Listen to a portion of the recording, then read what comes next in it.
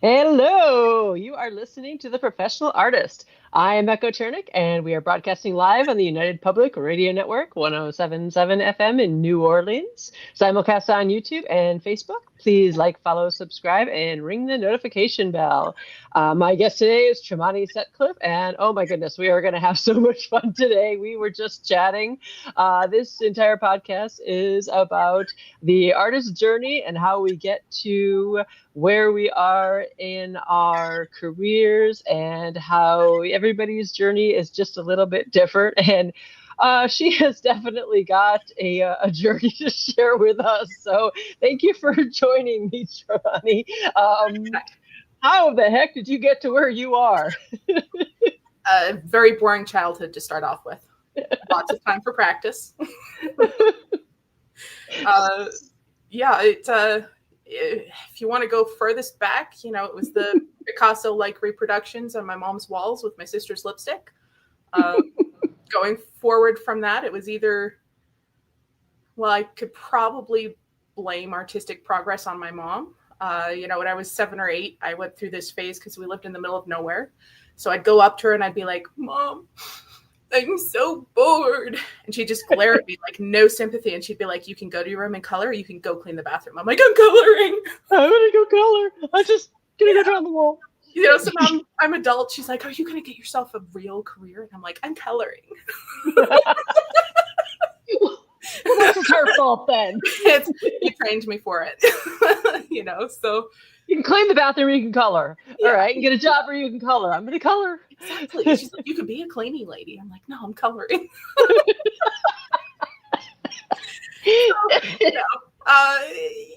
I think most artists, you can go back to different points in your life and you're like, okay, well, was it at this point or that point? And pretty soon you just realized it was always in your blood, So the thing that really kickstarted it though, like when I was younger, I would do portraits and everything for people. There was a local artist who had an art studio and he'd give people lessons. And I went into him and I was like, "Hey, what's the hardest thing for people to do?" And he says, "Oh, you don't want to start off with that. That's hands and feet and, and portraits. Like you don't want to start with that. You want to start with something that's easier." And I was like, "No, I'm going to do portraits."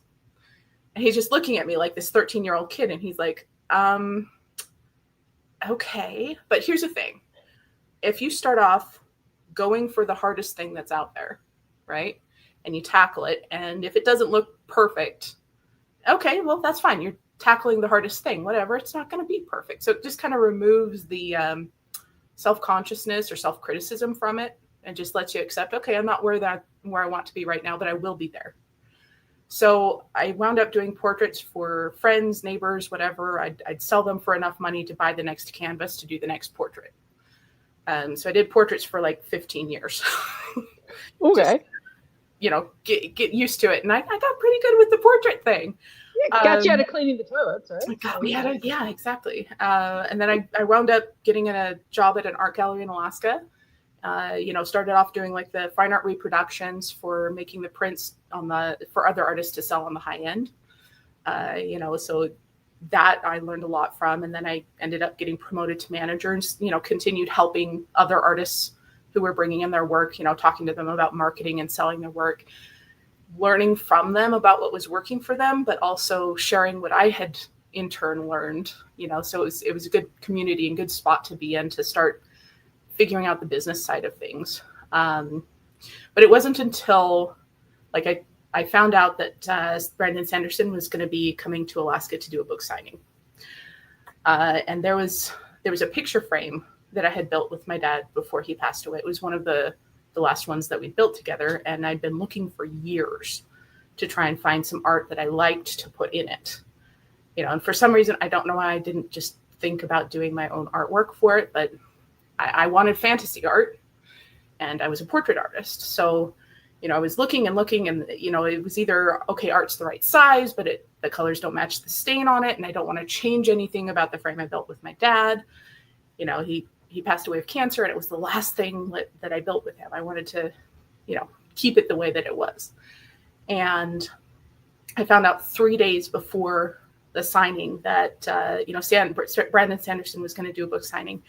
I'm like, okay, I'll do fan art for The Way of Kings and get him to sign it. And then it's art signed by my favorite author for my favorite book series. And it's art that I did. And then that will fit in the frame, and I can make sure the colors work with the stain. And then I can put that up on my wall, and it'll be more, it'll be perfect. It'll be more meaningful. So I had 3 days, and I just got into digital painting. I had just bought my first Cintiq screen.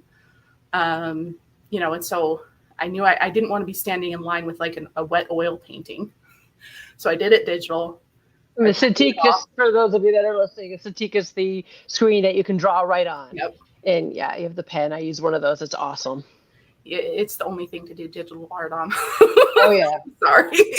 I know some people do great work on the other tablets that it's just the drawing tablet and you see on the screen. So you're drawing down here, but looking up here. Some people do phenomenal work on that.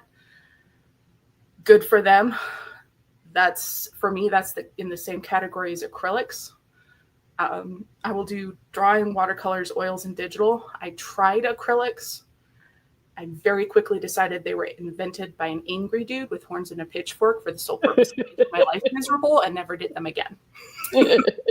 Like I found that when I used the tablet that was down by my wrist, the same with the mouse, I would get some wrist pain. But when I switched to the Cintiq, it stopped. I don't get any wrist pain anymore. After about 14 hours of drawing, I get shoulder pain, but a couple glasses of wine, I'm good. I can go for another couple hours. Yeah. But so I did the painting, and I printed it off, and I'm at the tail end of a Sanderson line, so there's like 2.5 million people in front of me. And I'd asked the lady who was volunteering there when I came in, I was like, do you think he'd be okay with signing some fan art? And she looked at me and she goes, well, technically we're above fire code.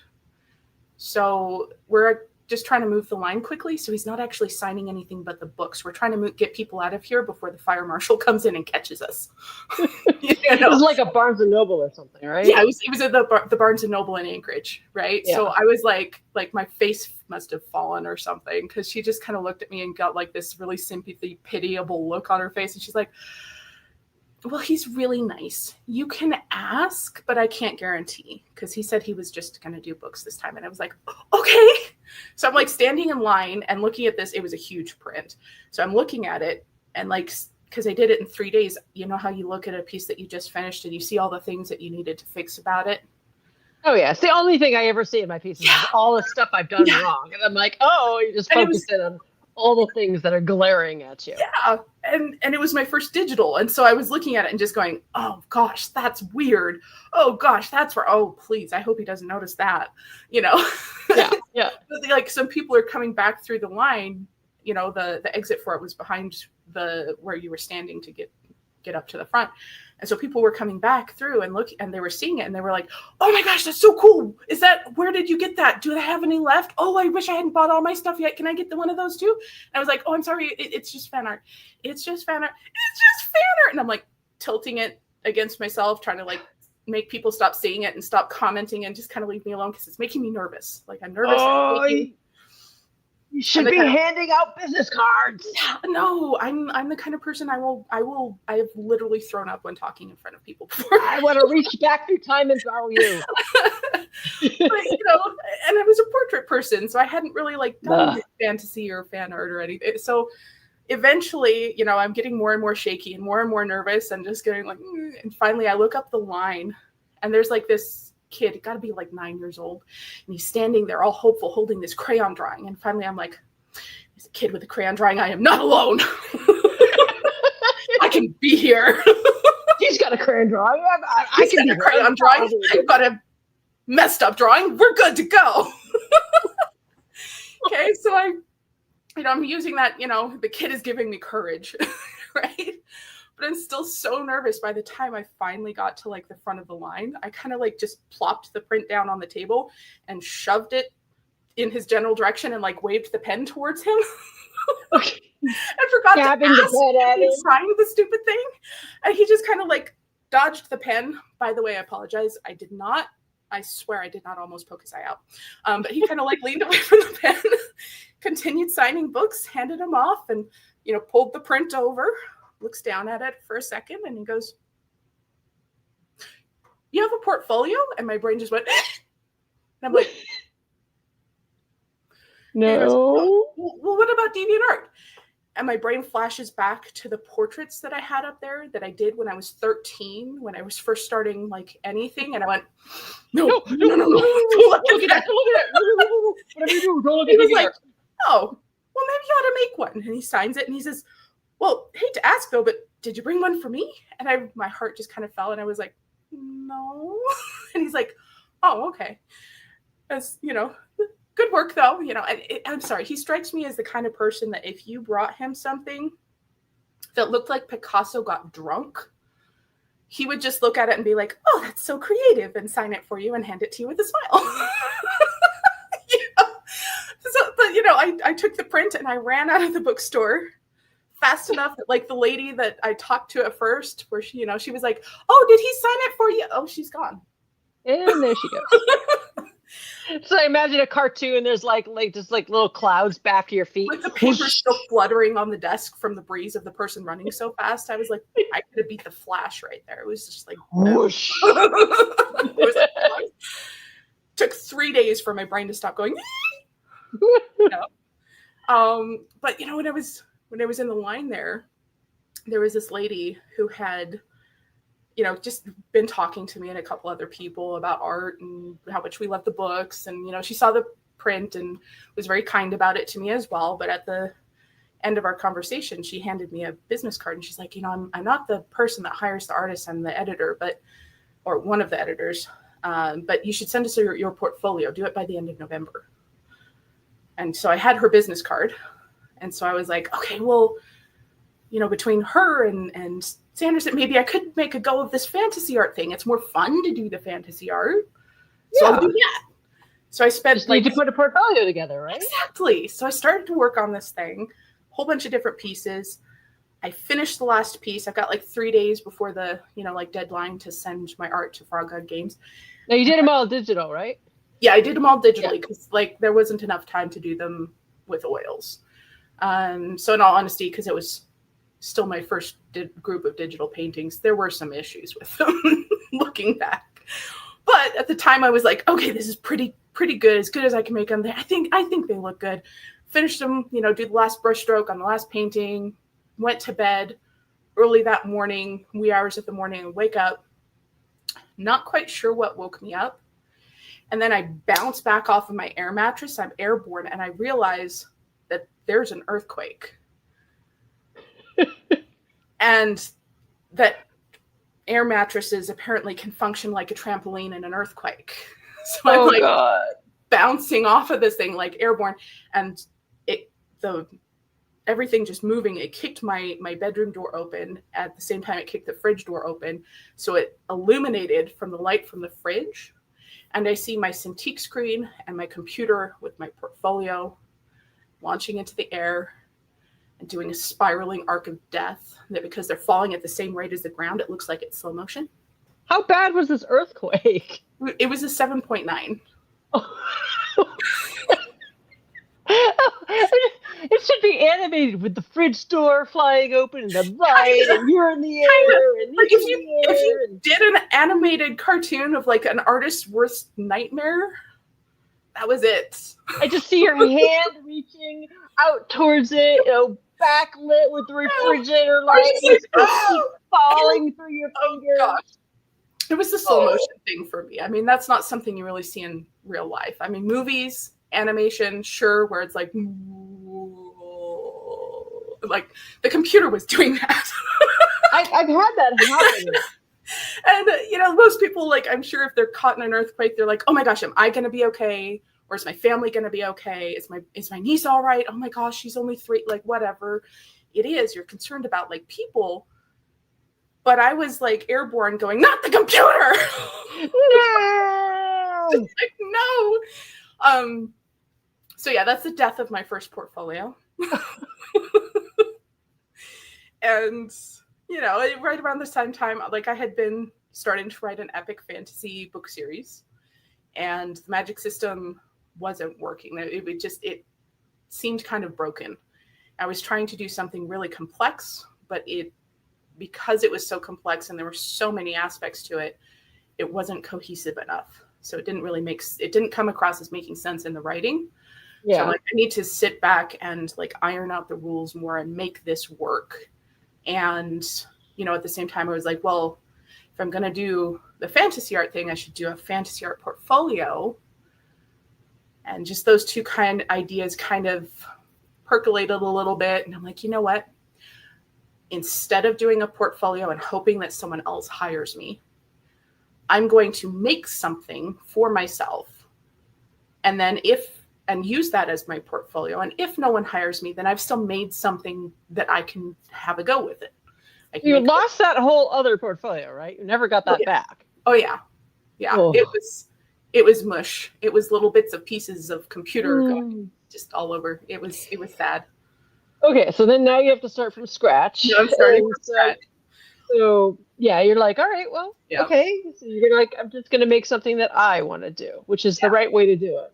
So I started making a tabletop RPG, and figured if I'm doing a body of work intending for it to be published for a project, I mean, from what I was hearing from a lot of other artists that were coming in the gallery and, other people that I was talking to, most of them were actually getting hired or getting work when they had already done other projects for other people. And so I figured if I'm making my own project, it might have some of that same cohesion as you get when you're working on a project for someone else. So that might make for a better portfolio anyways. So I did that, and I started entering the pieces into L. Ron Hubbard's Illustrators of the Future. I moved down to Utah. I met David Farland before he passed away, one of the most kind people you'll ever meet. And, he was kind enough to give me some pointers on writing. And, I joined the Apex writing group, and they introduced me to LTE, and LTE introduced me to, oh, hey, there's this awesome competition. So I started entering into Illustrators of the Future, and got an honorable mention and a semifinalist and a finalist, and then first place for the quarterly. So I was like, yes, but it was all artwork that I was actually like making for my tabletop RPG. I was just submitting it for the contest as well, so I think there's something to be said for just, it's almost a fake it till you make it, or like act like you're already professional until people start realizing, oh yeah, this person is a professional, because that's the way that they carry themselves. That's the way that they act. That's the way that they treat all of the art that they're working on. Is I'm going to treat everything like it's a professional piece, and it has to be of that quality, and it has to be done, within the time frame that needs to be done by. And, trying to do that volume of work really help me pin down like exactly how long it's going to take me to do a different project or a different subject. So being able to sit down and tell someone, yeah, I can have that done in 3 weeks, and know for a fact you're actually going to have it done in 3 weeks.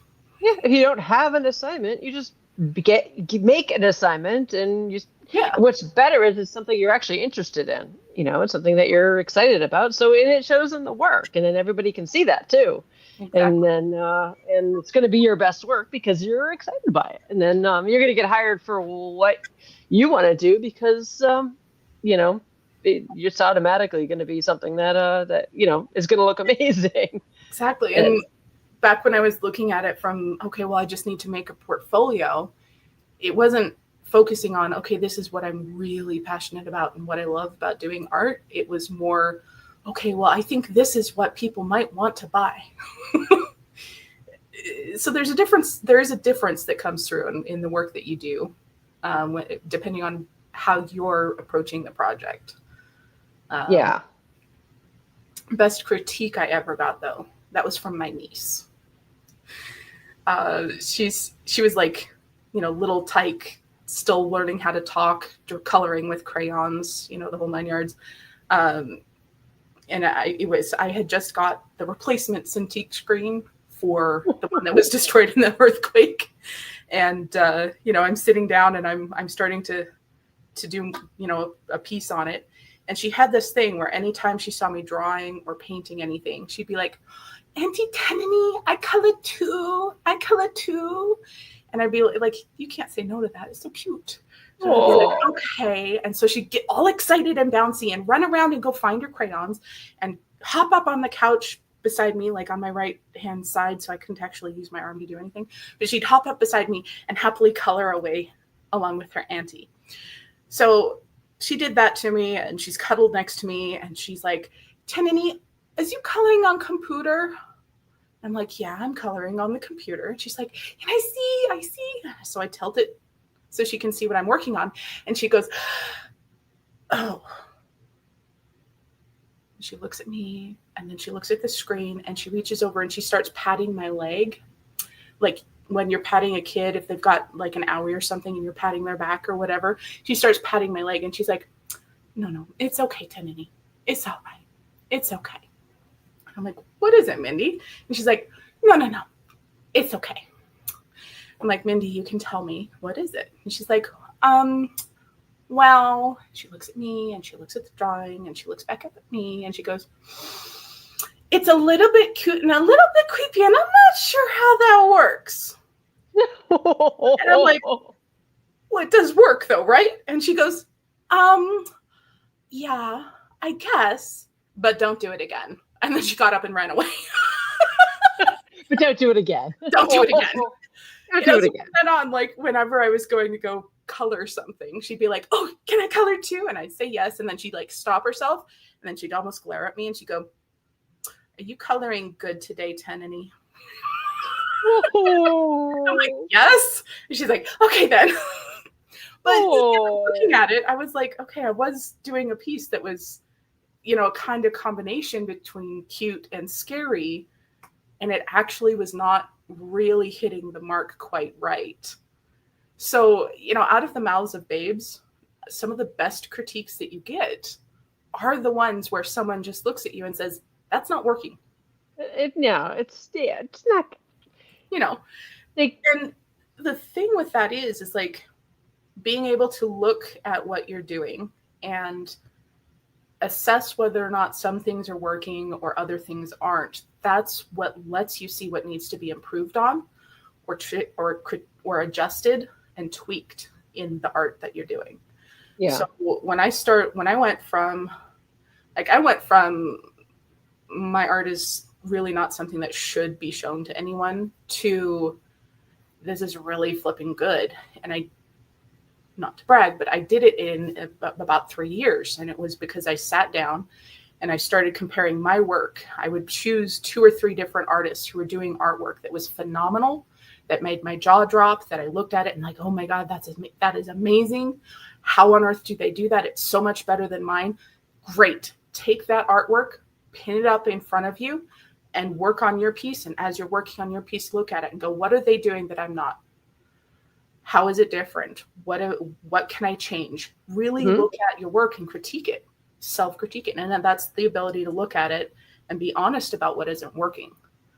And that's what lets you see what you can improve on. And I went from, you know, someone that kind of does okay work to my work is a lot better than it was and in a much shorter time span than when I was being kinder to myself and my self-critiques, if that makes sense.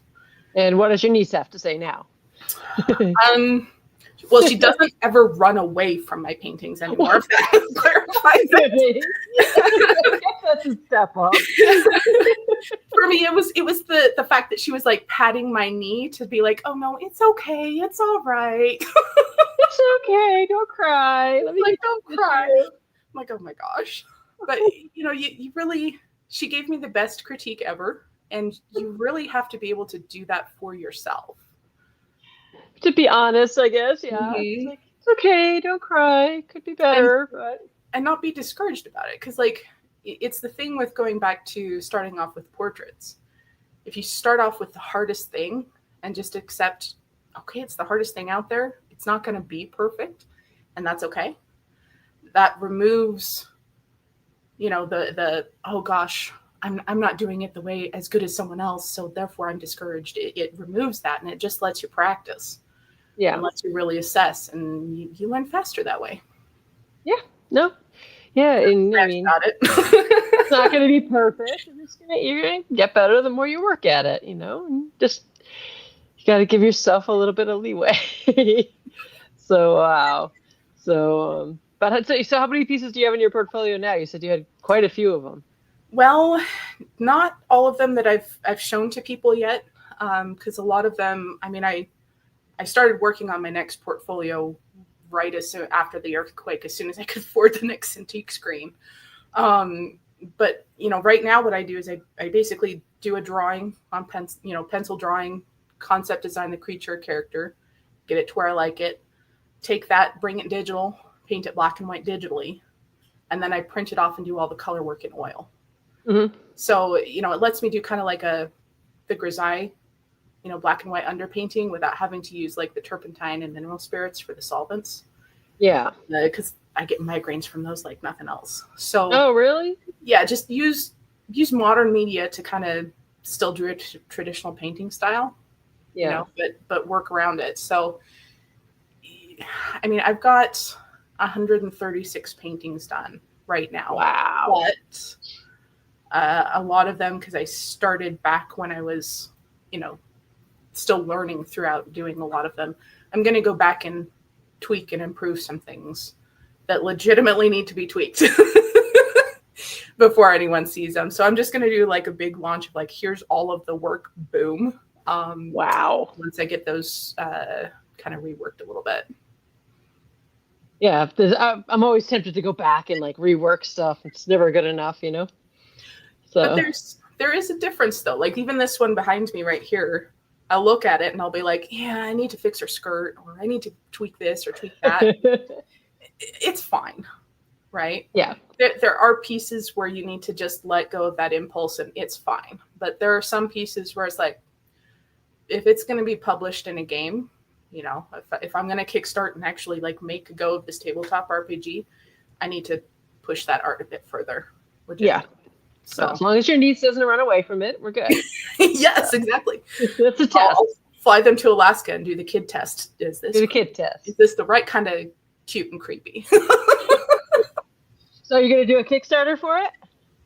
That's the plan. I've actually got to the point where I'm hiring some other artists to do some of the artwork for the gaming system, because for what I want to do for the launch, there's just a lot more art that I need to have done for it than I can do in the time frame.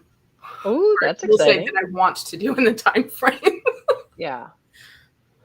So when are you going to do you know when you're going to do the Kickstarter? Or? Tentatively, I'm planning for 2025. I want to do another round of playtesting, and then, I want to there's a really wonderful editor that I got introduced to a while back, and I want to run it by her and have her go through the text and, do some editing work for the book. And I want to do, again, a bit more artwork for it, but it should be ready by 2025. I just don't want to put out a specific date, because I would rather put more time into making sure it's as perfect or as close to perfect as I can get it. Yeah. Before we launch, and not have like that time pressure on it quite yet. Are you going to go to Gen Con next year? I don't think I have a booth at that one. I think it would be fun to be on some panels, but I mean, that's the big gaming convention, so you probably, should look into it. Mostly what I do so far is, any convention that I can drive to. I'll go ahead and apply and do a booth at. But anything that I would need to fly to, I just go to those ones for fun. Yeah. No, you should probably go to Gen Con, maybe just to, promote it especially if you're going to do a Kickstarter, because you got to start getting a really big mailing list for that, because that's really the best way to succeed with the Kickstarter is to get a good mailing list. Yeah. So I don't know what your mailing list looks like. I do have a mailing list. I've got a couple hundred people on it. I've actually been I have one of them here. It's not coded yet. But so I figure if you're gonna make something as an artist, like try and fill a niche that it doesn't exist yet. Yeah. In some way, as far as what you're making. So like I can give you a sneak peek, because no one's seen these yet. Okay.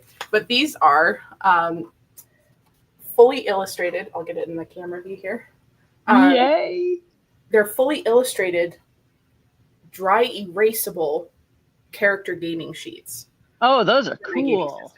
So that's one of the monsters that's in the gaming system. And, there's the different areas where you can fill out information for your character and, make it work. And, the kind of outlines where you can put the card slots and everything. Because my niece was really into playing D&D, right? Yep. And she kept losing her character sheet. So there was this one, like, they couldn't do the next session for 3 weeks because she'd actually accidentally mixed it in with her homework. Oh, gosh. And, on the one hand, I was like, okay, I get it. The DM being a bit frustrated with that. I totally get that. On the other hand, why does the gaming sheet for tabletop RPG, which is fun and awesome, like, why does it look like something that a kid can mix in with their homework? Yeah. Like, this doesn't quite make sense. So I started looking for something to, like, maybe give to her for Christmas or whatever that would, kind of solve that problem. And I couldn't find anything. So when I started making my system, I was like, I'm going to fix that problem for my game. This is not getting mixed up with the homework. Yes, exactly. So, like, something that looks cool, doesn't look like your homework, has the art on it. And I make them by hand out of canvas. It's all my art. They're completely handmade, but I've done some play testing on them. Uh-huh. They're working pretty nice. So, it looks really good. It's very, very awesome looking. Sneak peek. No one's seen that yet. I love it. I love it. I love it. I love it. You got the exclusive. Sean Nathan Rick says he wants to be on your mailing list. So where can people find your website or your mailing list? I think I have a link for my mailing list on my portfolio website. But if not, then I will upload it right after the podcast. I'll put it up. And what's your website? DecisiveArt.myportfolio.com. DecisiveArt.myportfolio.com. Awesome. So, what shows are within driving distance of you? So, what shows do you usually go to? Well, I'm trying to renew for FanX this next year. I did drive all the way down to Dallas-Fort Worth for Dallas Comic-Con. That was quite the drive, but I did it, and I'll be back next year.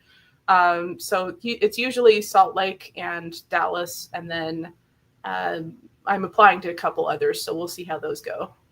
Cool. Yeah, I did Salt Lake last year. That was a lot of fun. Yeah. So I like Salt Lake. So it's one of the ones where a lot of the volunteers are. I mean, volunteers at all the conventions are great, but they really just do things for you that they don't have to, but they're very kind and they do it anyways. So like when I was doing the load in, just for example, like I have issues with my lower back and my knee. And so I was like trying to lug all of my stuff. Oh. And one of them kind of saw me. I must have been gimping a little bit because she saw me and she's like, "Are you okay?" And I was like, "Yeah, I'm so sorry. Can I go up and, up the stairs in this area? Because, otherwise I'm bringing my stuff around the building in the heat and I kind of have these, back problems." And she just looked at me and went, "Oh my gosh." And within like 2 minutes, she had 3 guys and her all come over and converge and pick up all my stuff and be like, "What booth are you needing to go to?" They carried everything to my booth for me. And I was like, "Thank you. Here's art as a thank you." And they're like, "Oh my gosh, it's actually good art. Thank you." And I was like, "Okay, well, thank you for that." But it's always nice. It's always nice when they have good volunteers to do that. But the volunteers, they try to go the extra mile, and it really did make all the difference for me because my back was bugging me, and they were very kind in doing that. Yeah. It's hard to move all the stuff by yourself. It really is. So it's nice when there's volunteers that help. Yeah, but I love the volunteers at the shows. So, but do you do a lot of shows? Try to, but it just depends, scheduling and everything. But yeah, the ones that I can drive to are definitely on my favorites, but anything I can fly to, those are the ones that I go and listen to the panels and everything. And then, hopefully they're in cities that have art museums, so I can go to the art museum after or before and like geek out and like sketch what's on the walls. Like I went to New York for the comic convention in New York, and then I stopped by the art gallery. Oh gosh. So I only saw one room. I went to the Met and I only saw one room. I spent all day there. The Met is huge. I used to go to the Met all the time. Well, I went in and I brought my sketchbook and I went in and I went into the first room and I just went, oh! Where'd you end up going? Did you go left? I went around in the left and then continued. Honestly, I couldn't even tell you how I got. If you went left, you would have ended up in like the Hellenistic sculpture room, I think. It was with the Greek things. It was a room with paintings on the wall. But I got to that first room that I went to that had paintings in it. And I sat down and I started sketching one of the paintings. Mm-hmm. And next thing I know, like someone is tapping me on my shoulder, and I was still just like vaguely aware of it because I'm still sitting there sketching. And then someone taps me again and they said, "Ma'am, we're closed." And I just kind of like startled and looked up at him, and I look around and then I look back at him. It's one of the museum people. And I'm like, "Oh, I'm so sorry." I didn't realize. I spent the entire day just sitting there being like, "Oh my gosh, this painting." Wow. So I need to go back to that one so I can, spend another day staring at one other painting.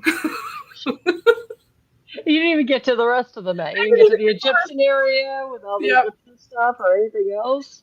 First painting I saw, my brain just went, I used to go to the Met like all the time when I was a student there, and I used to have this like little secrets box because when you went there, they had these little tabs that you would there were like these little aluminum tabs, and they were different colors, and they had the little M for the Met, and you would clip them on to show that you paid. And this was like back in the 90s, and I found after a while, because when you were a student, they told you would make a suggested donation. And so I learned really fast that you didn't have to pay the full whatever they were asking you to pay. You would just pay like, a couple dollars or whatever, and they'd kind of scowl at you. But I was a student, so I didn't have a ton of money. So I'd make a couple dollars. And then I learned after a while that they started to recycle their little buttons every couple of days. And so they had the same different buttons. So I started collecting the buttons in this little secrets container. And so I'd go up, because I went so often, I'd go up and I'd look and I'd see what color button everyone was wearing. And I'd open up my little container and I would just put on that color button and it would just go in. So I had like all the different color Met buttons. And I'd be like, oh, well, today it's teal. And I just put on my button and go in. And because I didn't have any money, half the time I had to walk home because I didn't have the $1.25 for the subway, and it was like an hour and a half to walk back to Brooklyn, and so I'm from from way up there, and but it was just awesome. You spent so much time walking, going to the Met, and then go out to Central Park behind there and draw there, and then go down to the zoo and draw there, and but the Met was my favorite museum of all time. You just made me like insanely jealous about how many times you got to go to the Met. Oh, I should have kept that little secrets box. I don't know what happened to it, but I so wish I had it. I had all these little rusty buttons with the little colors on them. I wish I had it. I hope one day I just open a box and there it is with all its little stupid little buttons with all the colors on it. But put them up on a pin board as like a antique collection of I wish I had it. And there was in the front steps there's always people sitting there, and they had the pretzels and the seagulls, and and you just go in and just draw. I love to go into the Hellenistic sculpture room and up into the Egypt room and all the big paintings and everything. I used to spend just whole days just going there. And then I would walk all the way back to Brooklyn. It would take me an hour and a half, 2 hours to walk back to Brooklyn. I mean, it's probably, I don't even know how far it was. I mean, this is the Met's like 82nd Street, I think. And Brooklyn's, all the way down and across the Brooklyn Bridge. So it was like a big event. I used to walk so much when I lived in New York City. I just walked everywhere. Well, with the price of cabs, I would be walking too. Oh God, I never took a cab anywhere. We took the subway everywhere. So, we didn't need to take a cab anywhere in New York. I could never afford a cab when I went to school. So you took the subway at all times. Yeah. So, Well, so far I've been to, the Getty in Los Angeles, uh, mhm. and they've got probably the most interesting piece that I found there. Like they have the Rembrandt and the Rembrandt's students all, their pieces all in the same area. And so Oh, I went cool. in and like there's, the Rembrandt painting that you recognize and you go up to it and you're like, oh, that is so awesome. And you're continuing on and just looking at everything else that's in the room. The most amazing painting in that whole art gallery. It was just this little 4x6 painting. It was really hard to spot because it was so small. But if you go up to it and you go right up to it and you look at it, it looked like it was photorealistic detail. And it's just this little tiny, tiny thing. But there was so much detail in that. I swear that, and it was one of Rembrandt's students, but I swear that whoever painted that had to have been using like a magnifying glass and a brush with a single hair on it. And I still don't know how he painted something that small with that much detail. What was it a painting of? It was just a portrait, guy Oh. sitting in a room, the whole traditional oil portrait painting thing with a little bit of still life kind of, environment background and the portrait of the person. But it was, oh my gosh, so detailed. Normally, you'll if you see something that's that detailed, it's because it was painted really big and then someone photographed it and then shrunk it down and you're looking at a small picture of this thing that was painted big so they had the room to do the detail. But Yeah. just this tiny, tiny little painting. And if you were walking through the room, unless you were determined to look at every single painting, which I was, you probably would have missed it. Wow, that's It was just crazy. this small, small little thing. And I mean, I talked earlier about, finding people who did work that you're like, oh my gosh, how did they do that? I have no idea how he did that. That was amazing. I mean, like I stood there and just ogled it for I don't even know how long, but that was one of the funnest pieces at the Getty. And then, the National Gallery. The art in there is phenomenal. But a lot of the museums you go to, the people will say, okay, please don't photograph, yada yada yada yada. But you go in there and they're like, oh yeah, by the way, if you want to take photographs of anything, feel free. If you want to sketch it, if you want to film, go for it. Just don't distribute it or make money. Just it's here for your learning purposes. And you're like, oh, okay. Because I guess the building and the start of the collection and the library that's attached to it was actually like donated to the public by I think it was one of the friends of the founding fathers. But basically his perspective was that he said education should be available for people no matter what their income is, like no matter whether or not they're wealthy. So it's open to the public. Cool. So it's that's why even nowadays when you go into it, a lot of the museums you go into, it's like, okay, here's your entrance fee. You go there, it's free to go in. So there was just a lot of things to learn from at that one. But as far as the art that just made your jaw drop and made your mind go blank because it was so amazing, that was the Met. Wow. Wow. So that's what you mean. Is that in Washington? This like the Smithsonian and stuff. They're all free. Yeah, it was I think within a couple blocks of the Smithsonian. Yeah. That was pretty cool because because it's just open to the public, which is great. That's just the way it should be. The rules for students are different now at the Met in New York. Though it used to be that students were suggested donation, but now it's not the same as it used to be. So you have to probably realized what you were doing with your pins. I know.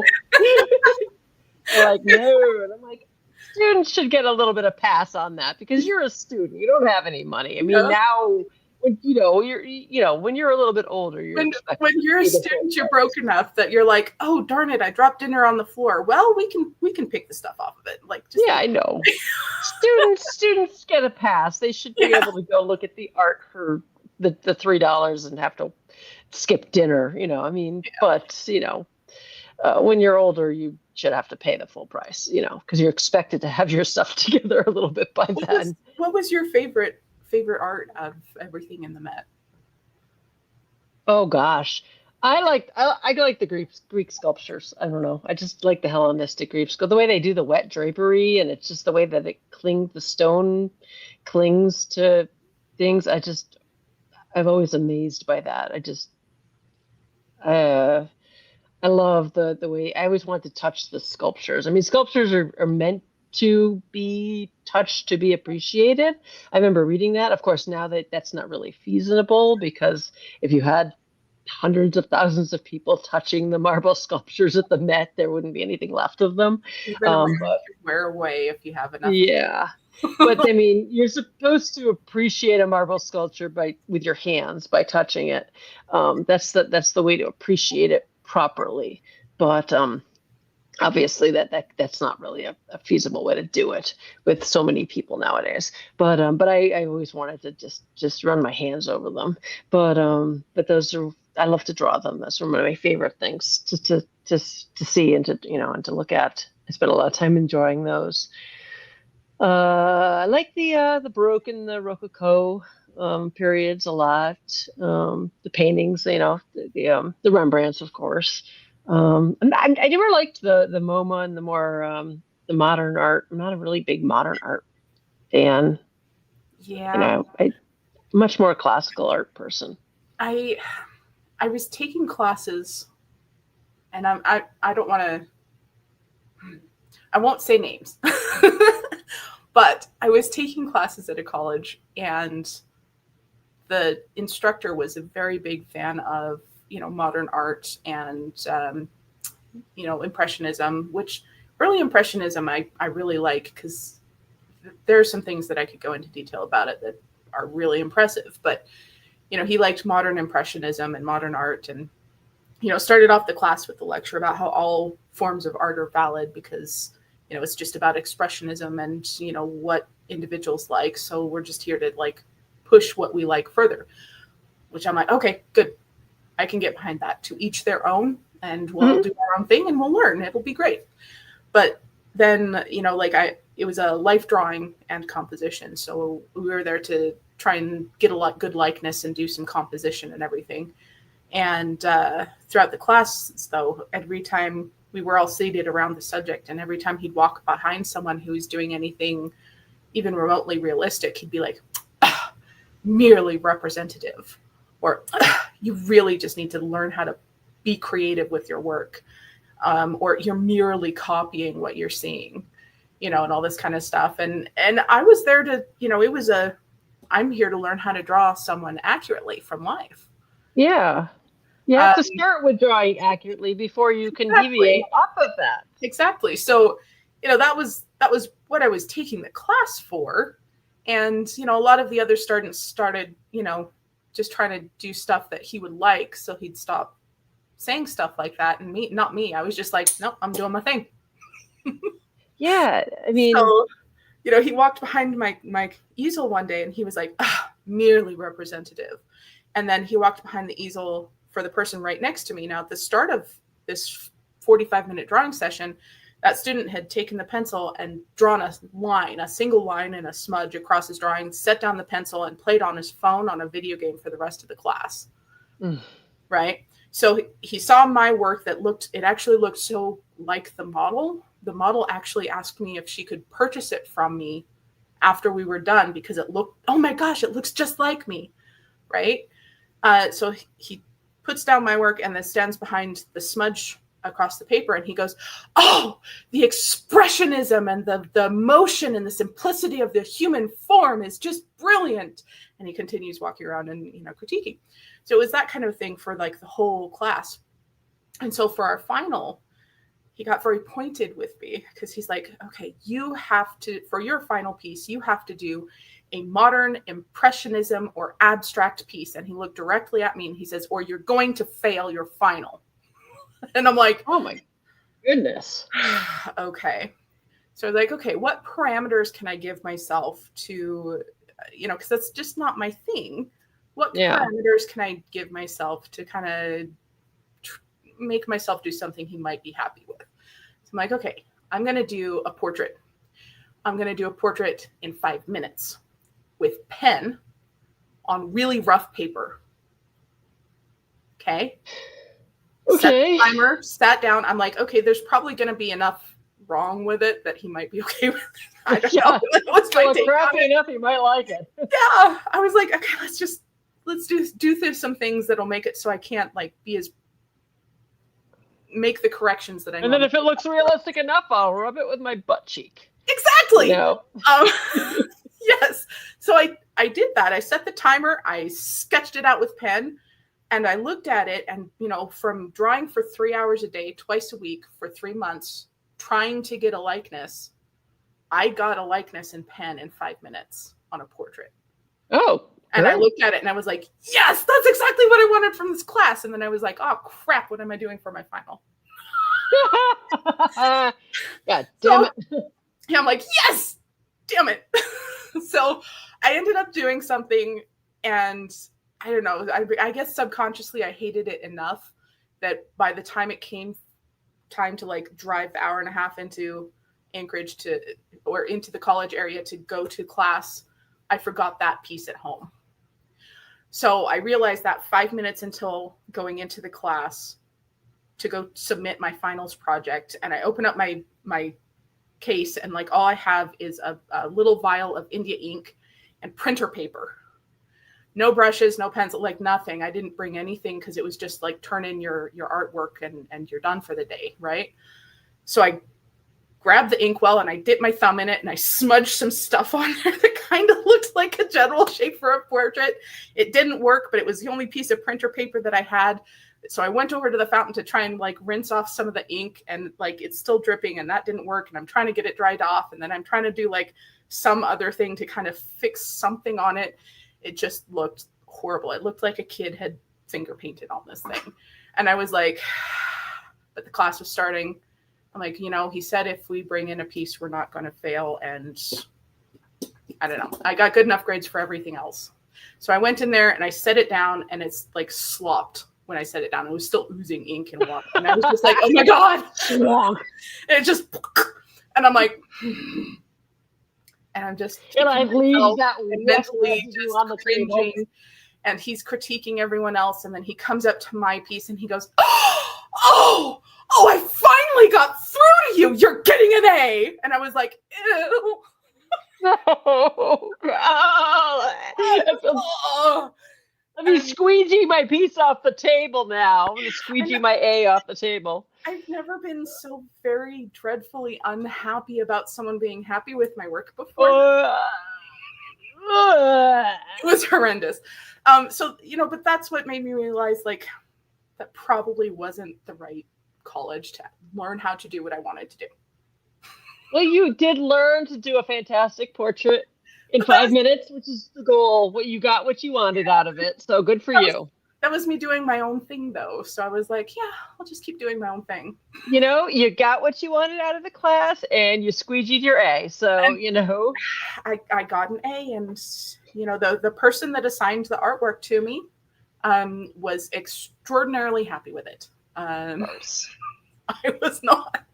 Okay. That's a horrible story. I feel like I need a shower. Yeah, so talk about artistic journeys. Don't let anyone else force you into doing something that you're not happy with. It will not be good. But you got what you wanted out of the class, so you stuck with it. And then on a level, my clients have always been happy with my work. Good job. All right. Well, we're pretty much out of time. So, where can people find your work, your excellent work that you're happy with? Well, just the website for now, decisiveart.myportfolio.com. And I will make sure that there's a QR code for the mailing list up there. All right. Well, it was awesome talking with you. So thank you for being on the show. Thank you for having me. And you have been listening to The Professional Artist on 107.7. And I look forward to talking with all of you next week. So thank you. Take care.